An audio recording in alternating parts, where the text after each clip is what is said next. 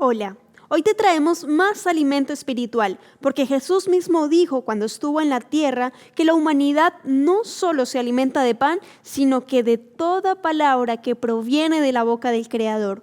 Te invito a recibir el mensaje de hoy con este pensamiento, para que te nutras de la sabiduría que viene desde el cielo, en especial para ti y para mí. Bienvenidos a Tiempo de Paz.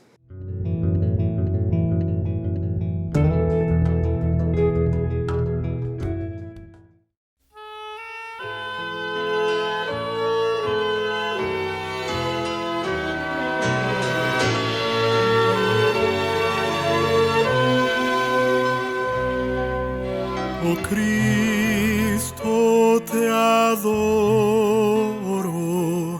te acepto por fe. Por ti los caminos del mal ya dejé. De gracia salvaste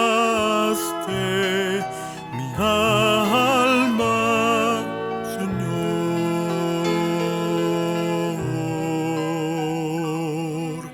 Por esto de hinojos te rindo mi amor.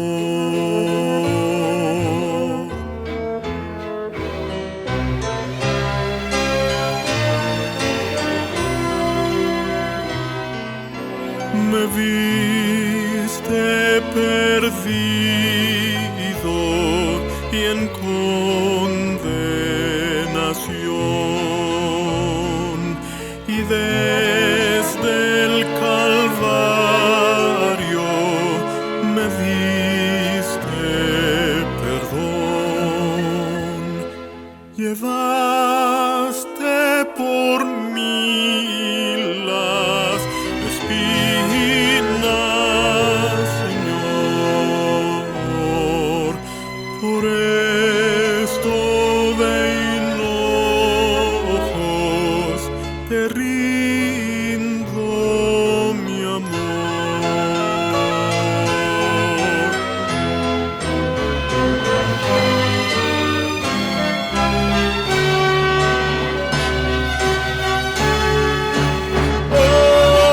Después en mansiones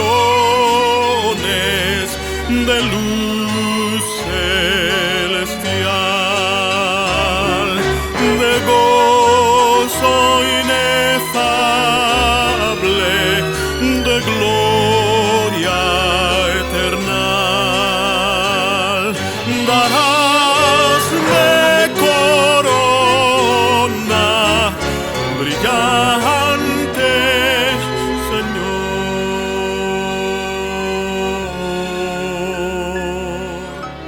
Por esto de hinojos te rindo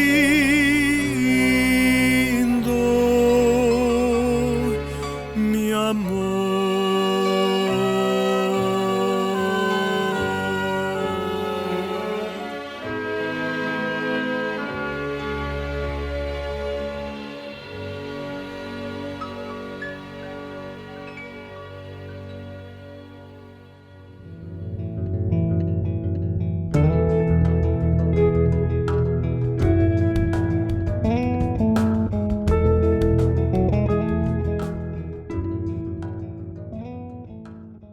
Hola queridos amigos, una vez más estamos aquí en su programa Tiempo de Paz. El día de hoy damos continuidad a la serie de temas que estamos llevando a cabo, titulado A los pies de la cruz. Hemos observado a la luz de la Biblia algunos personajes que estaban allí muy cerca de la cruz, que desde diferentes ángulos o diferentes perspectivas observaron el momento de la crucifixión del Señor Jesucristo, y hemos visto y reflexionado también de cómo ese gran acontecimiento, ese gran evento de la muerte del Señor Jesucristo impactó la vida de ellos. Hemos hablado un poco acerca de Simón de Cirene, quien fue aquel que se negó a sí mismo, tomó la cruz de Jesús y le ayudó y la llevó hasta el Calvario. Luego Convirtiéndose en un discípulo del Señor, observó la gloria de la resurrección del Señor Jesucristo. Hemos hablado también acerca del ladrón que estaba allí cerca de la cruz de Jesús. Y conversábamos un poco acerca de la seguridad, la convicción que el Señor nos otorga de que aunque nosotros seamos fieles, aunque nosotros seamos infieles, aunque nos hayamos equivocado, aunque quizás le hayamos fallado, Él es fiel y Él no rehúsa en juntarse con nosotros, incluso en el último instante, antes quizás de la muerte. Son reflexiones que hemos estado analizando a través de la palabra del Señor y a través de esta serie de temas. Y el día de hoy corresponde un tema también importante, pero antes de tocarlo y antes de percibir o ver cuál es el personaje que hoy día corresponde, queremos invitarte para que nos acompañes a hacer una oración y solicitemos la presencia y la bendición de nuestro Dios. Oremos.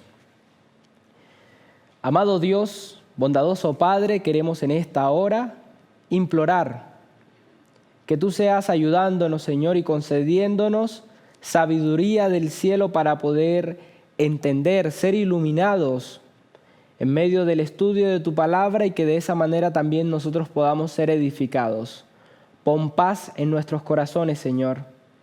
Si hay alguno de las personas que nos está escuchando, que nos está observando, que esté pasando por algún momento de crisis, Señor, que a la luz de tu palabra, a la luz de la cruz y del acontecimiento que allí se llevó a cabo, Señor, nuestros corazones se puedan llenar de esperanza en este día. Acompáñanos en medio de este estudio, lo solicitamos en el nombre del Señor Jesucristo. Amén. El día de hoy yo quiero invitarles a que observemos cuál es el personaje que analizaremos y que nos traerá reflexiones en la meditación de la palabra del día de hoy. Para eso yo quiero invitarles a que tomemos nuestras Biblias. De primera mano observemos el personaje del que trataremos y está en San Mateo. El Evangelio según San Mateo, el capítulo número 27. San Mateo capítulo 27, versículo 54 dice de la siguiente manera: El centurión y los que estaban con él custodiando a Jesús, al ver el terremoto y las cosas que habían sido hechas, llenos de miedo dijeron: verdaderamente, este era Hijo de Dios. Así es, mi amigo, así como lo hemos leído, el personaje que hoy día vamos a analizar en el que reflexionaremos desde el ángulo, desde la perspectiva de él, será el centurión romano que estaba allí y el cual fue comisionado para la labor de la crucifixión del Señor Jesucristo. Sabemos que el Señor Jesucristo había caído en manos de la turba cuando fue arrestado ahí en el monte de Getsemaní, en el huerto de Getsemaní, en el monte de los Olivos. Mientras él estaba allí orando, fue arrestado y ahora había caído a manos de la turba. Luego la turba lo llevó hasta la casa del sumo sacerdote y cayó en manos del sumo sacerdote llamado Anás. Y luego Anás lo mandó donde Poncio Pilato, que era el gobernador, y luego estaba en manos de Poncio Pilato. Luego Poncio Pilato lo envió a manos del rey Herodes y luego estaba en manos del rey Herodes y luego lo mandó nuevamente donde Poncio Pilato.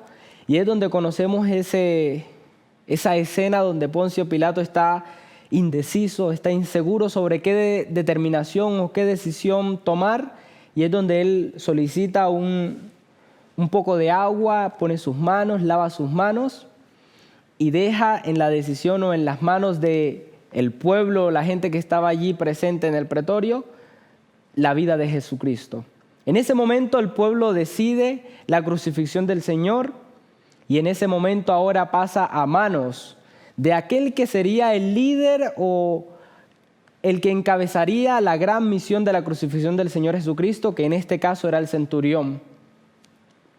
La comisión que él había recibido determinaba que en sus manos ahora estaba el Señor Jesucristo. Lo que no sabría este centurión es que sucedería el efecto totalmente contrario. Él iba a caer en manos del Señor Jesucristo porque el mismo amor del Señor Jesucristo lo iba a cautivar. Saben que muy de mañana este centurión fue despertado en su habitación para llevar a cabo una de las misiones más importantes de la historia.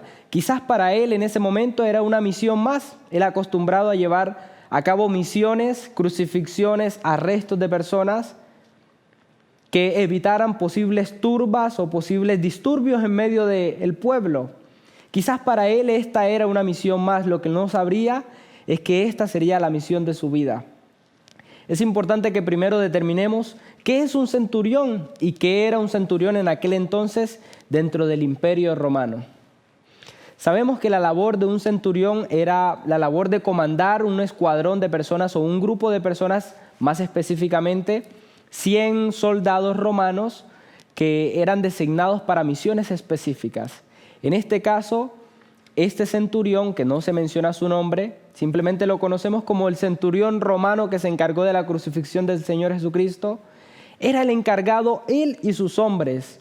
Lo más seguro es que eran 100 hombres que estaban encargados también de ir y aportar en la consideración del orden y de que no se levantara ningún disturbio en medio de ese proceso de crucifixión. Era un hombre de nacionalidad romana, era un hombre que seguramente su familia, sus seres queridos estaban también allá en Roma. Muchos de nosotros tenemos la percepción de estos centuriones o de estos soldados romanos como hombres despiadados, casi demonios, que eran hombres sangrientos. Pero eran hombres que también tenían familia, eran hombres que también tenían sensibilidad, eran hombres que también estaban sensibles a la presencia de la transformación del amor de Dios. Este hombre seguramente quería cumplir las misiones que les correspondían dentro del servicio que prestaba al Imperio Romano. Quizás quería volver a su tierra, estar con su familia, tantas cosas que podríamos analizar acerca de este centurión. Pero no era un hombre despiadado como se suele pintar o como se suele ver en las películas o como lo solemos creer nosotros. Eran hombres sensibles también. Y dice que uno de estos hombres, este centurión específicamente, de mañana fue despertado para esta gran misión.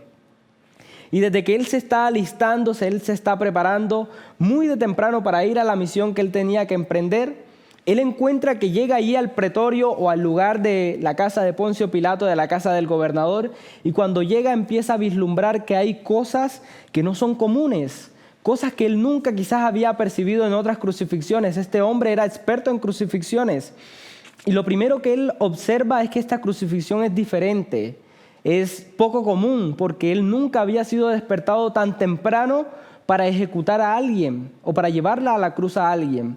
Esto es algo bastante anormal.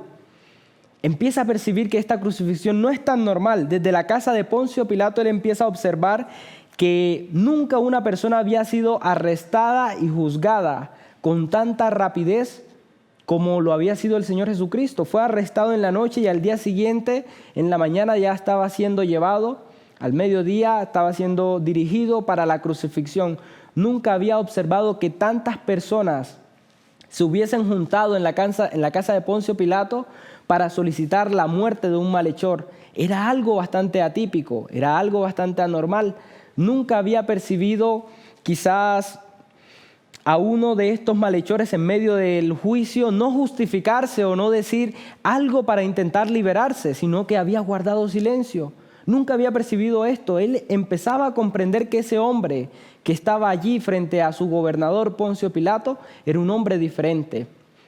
Saben que este centurión romano empezó a percibir también que nunca en su gobernador, en su jefe, en Poncio Pilato, él había visto tanta indecisión o tanta vacilación a la hora de determinar una sentencia de juicio para un malhechor.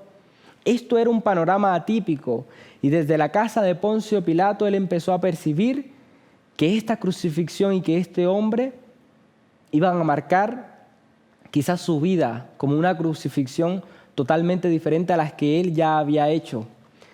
Luego podemos observar el panorama cuando sale el Señor Jesucristo de allí de la casa de Poncio Pilato y ahora se dirige hasta el Monte Calvario. Y en todo ese trayecto, camino hacia el Calvario, también hubo muchas evidencias que este hombre pudo percibir para comprender que esta era una crucifixión y que este era un hombre totalmente diferente.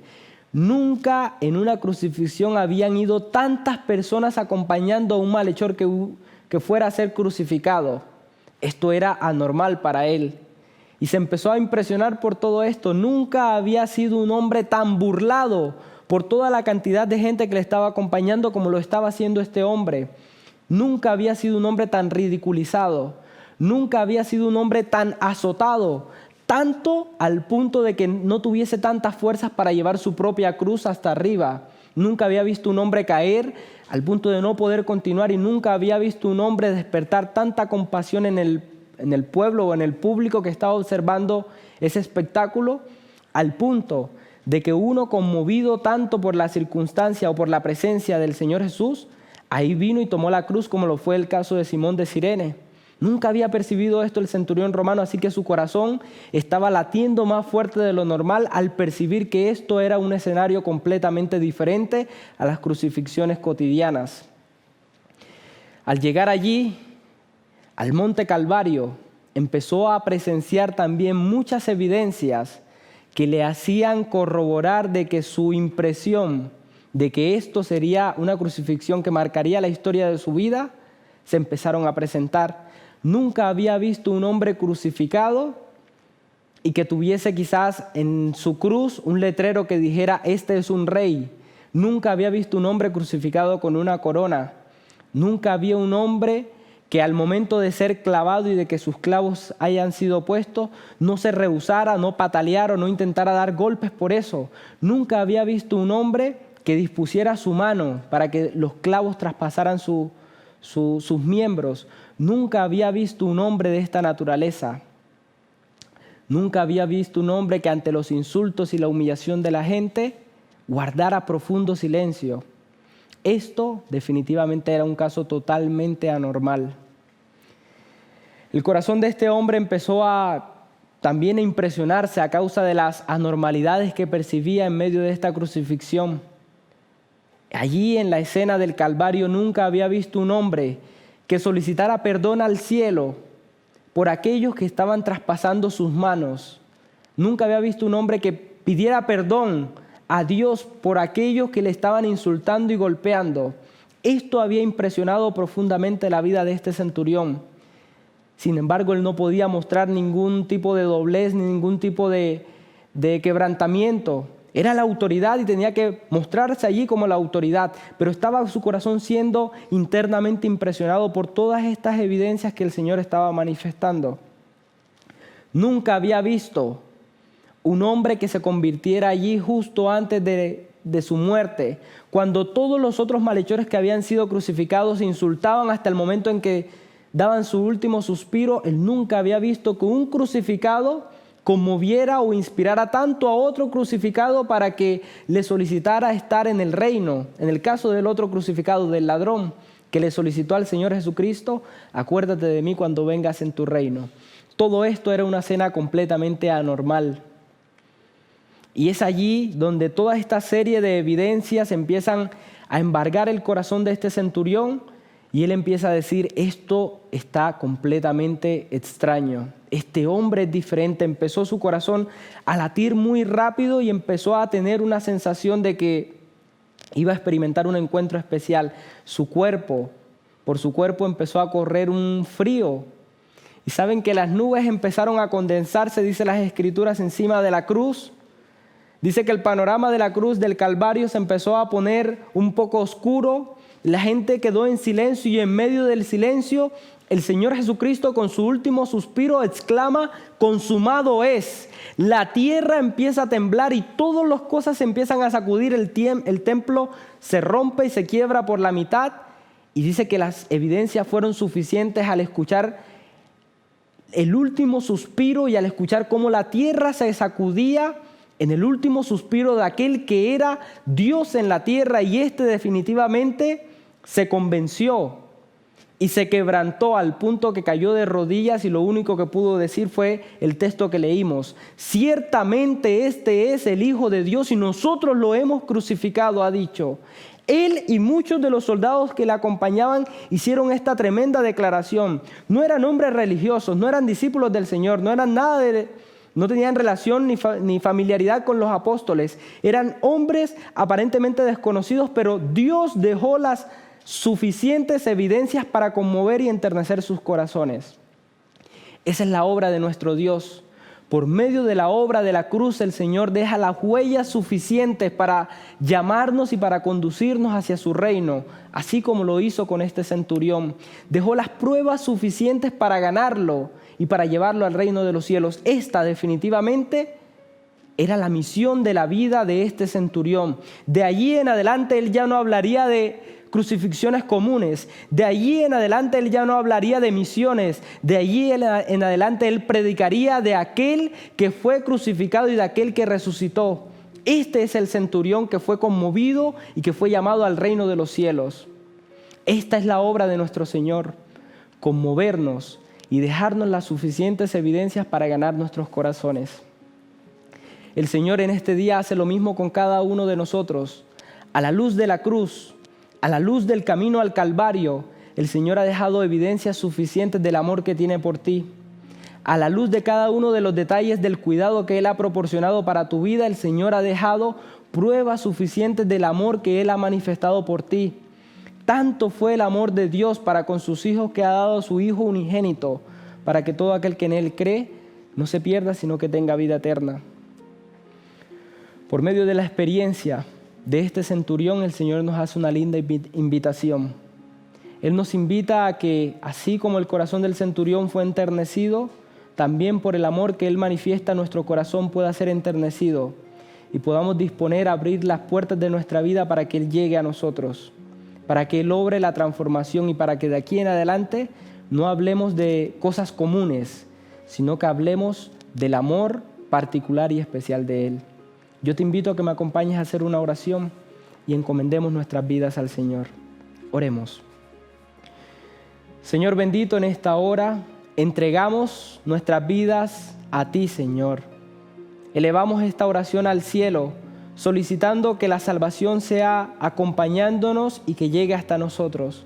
Y que así como el centurión experimentó de tu presencia transformadora, también en este día nosotros lo podamos experimentar. Gracias por escucharnos y gracias por tu palabra. Oramos en el nombre del Señor Jesús. Amén. Querido amigo, Dios te bendiga. Por la mañana yo dirijo mi alabanza a Dios que ha sido y es mi única esperanza. Por la mañana yo le invoco con el alma y le suplico que me dé su dulce calma. Él nos escucha, pues nos ama tanto y nos alivia de cualquier quebranto. Nos da su mano poderosa y fuerte para librarnos de la misma muerte.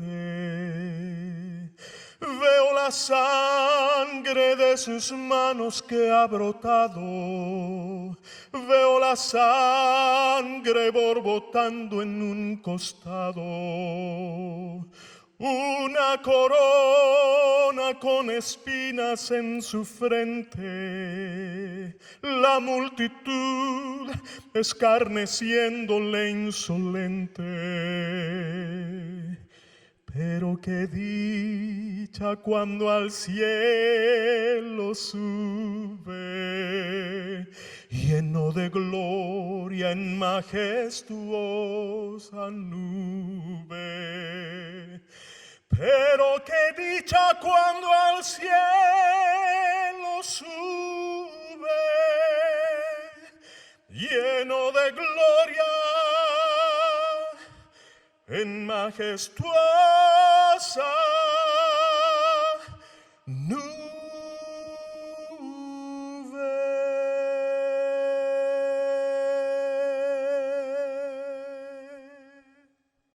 Que Dios bendiga tu vida y tus deseos del corazón, que te prospere y te dé mucha sabiduría. Estoy segura que así va a ser, porque como dice la palabra de Dios en el Salmo 34, los ojos del Señor están sobre los justos y sus oídos atentos a sus oraciones. Y ahora tú eres una persona justa. Dios te va a guiar y a bendecir por siempre. Nos vemos en un próximo capítulo de Tiempo de Paz. Por supuesto, sigue en la sintonía de Nuevo Tiempo, canal de esperanza.